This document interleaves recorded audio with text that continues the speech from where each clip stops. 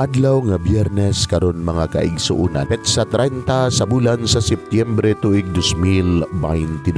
Ang pagbasa kinutlo gikan sa Ebanghelyo sumala ni San Lucas kapitulo 10 bersikulo 13 ngadto sa 16. Si Jesus mingon ngadto sa katawhan, alaot ikaw Corazin, ug alaot usab ikaw Bethsaida. Kay kun ang mga milagro nga nahimo diha kaninyo nangahimo paunta didto sa Tiro ug sa Sidon, dugay na untang naghinulsol ang mga tao didto ug nagpakita niini sa paglingkod nga nagsulob og bisting sako ug nagbulibod og amo sa ilang kaugalingon. Sa adlaw sa paghukom, mas kaluy-an paunya sa Dios ang Tiro ug ang Sidon kay kaninyo. Ug ikaw Capernaum, buot mo bang ituboy ang imong kaugalingon ngadto sa langit? Ibanlod ka hinuon ngadto sa impierno. Unya miingon siya sa iyang mga tinun-an, ang mamati kaninyo, mamati kanako, ug ang magsalikway kaninyo, magsalikway kanako, ug ang magsalikway kanako, magsalikway kaniya nga nagsugo